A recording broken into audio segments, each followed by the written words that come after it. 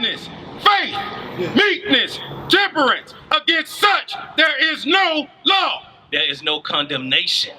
You see that? There's no law against those who walk in peace, love, joy, gentleness. That's because you're doing everything the Bible said do. Do that mean you're a pushover? No.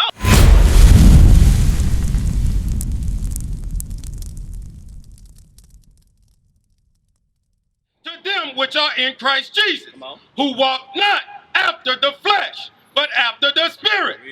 For the law of Spirit of life in Christ Jesus hath made me free from the law of sin and death. For what the law could not do. For what animal sacrifice couldn't do for us, that's what law was in place. We supposed to sacrifice animals in order for God to forgive us.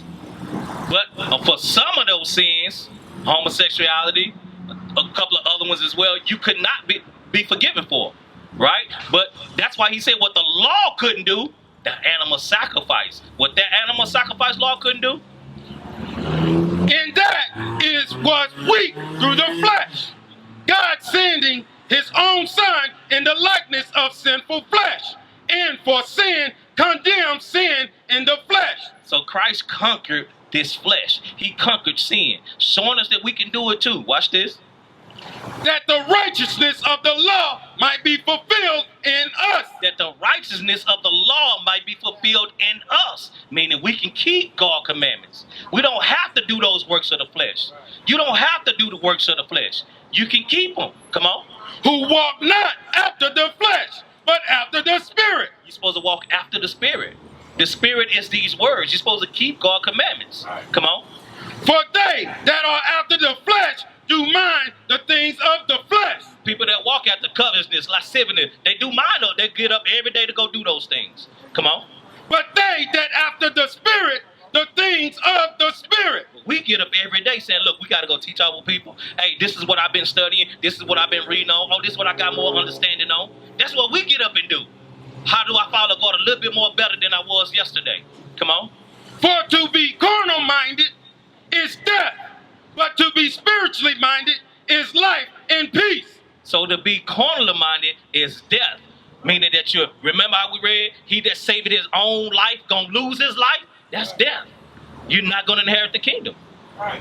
But if you're gonna lose your life for Christ's sake, and then you gain life. Read it again. For to be carnally minded is death, but the spiritually minded is life and peace.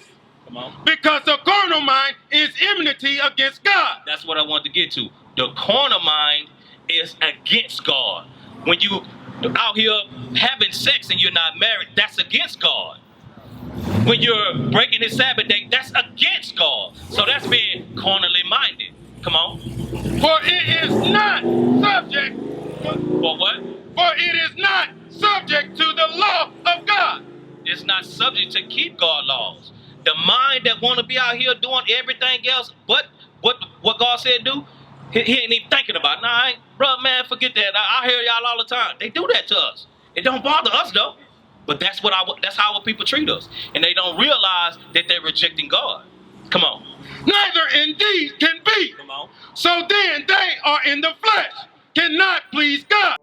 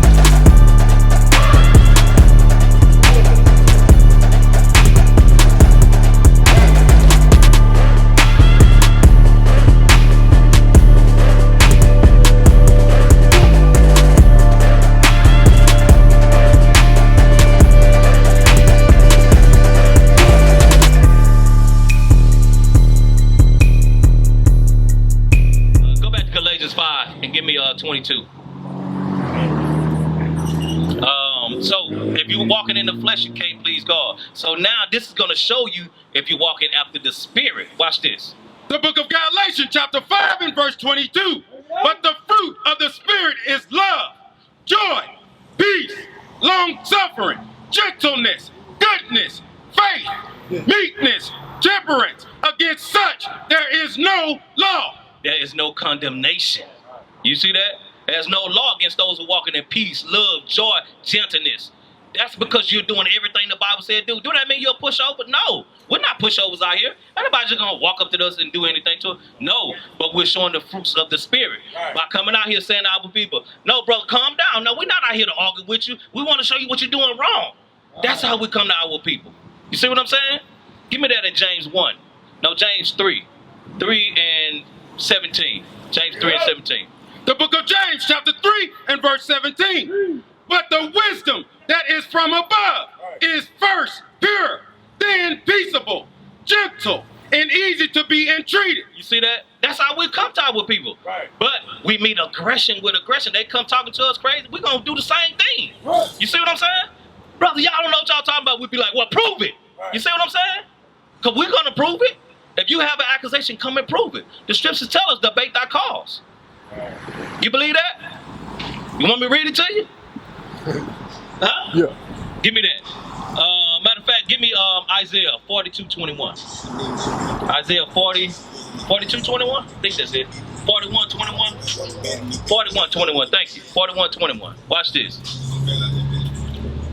So this is what you're supposed to do. If you say something is right about the Bible and I say something right, well, we just can't be standing up here arguing. That ain't gonna make no sense. That's why we come out here with the Bible in hand, reading it. Watch this. The book of Isaiah, chapter 41 and verse 21. Produce your cause, said the Lord. You see what the Bible said? Produce your cause then. If you're saying, y'all ain't right, y'all teaching hate over there, well, produce your cause. You see what I'm saying? Read it again. Produce your cause, said the Lord. Bring forth your strong reasons. Your strong reason's supposed to be right here. Right. Well, the Bible said that everybody can be saved. Well, produce your cause then. Well, show me. You see what I'm saying? If the Bible said everybody's supposed to be saved, well, you got to show me that. Right. Because I only read in this Bible that only the Israelites can be saved. That's right. That's the only thing I read in there. You got to produce your cause to me. You got to bring forth your strong reason and show it to me where I can read it. You see what I'm saying, Mr. Larry? That's why we telling our people there's no condemnation to them who walk after the Spirit and not after the flesh. You can drop that. The book of James, chapter 3 and verse 17. But the wisdom that is from above is first pure, then peaceable, gentle, easy to be entreated, full of mercy and good fruits, without partiality and without hypocrisy. And without hypocrisy. So that's what we showing our people, that we're not out here being hypocrites. Right. We're walking after the fruits of the Spirit, meaning we're showing our people who they are right out of the Bible and not out of our own thoughts. You see that, Mr. Larry? You have any questions, Mr. Larry? You don't have any questions? What you think about the Bible? I was told, like you said earlier, our people fell out because they didn't keep the commandments of the Bible. Mm-hmm. My mom told me that. Yeah, who didn't keep the commandments of the Bible? Children of Israel. The children of Israel. Who are the children of Israel? Mexicans, Dominicans. Good. It's good, Mr. Larry. Well, African Americans. Let me ask you something, Mr. Larry. It's kind of a personal question, but sis, you gonna stick around for a second? Of course. Okay, good. Mr. Larry, what is your life like right now with your walk with God? A work in progress. Work in progress. Give me an example.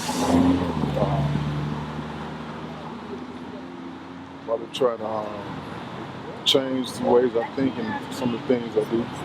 Change some of the ways you think and some of the things you do. Give me that in Sirach 20 and verse 1.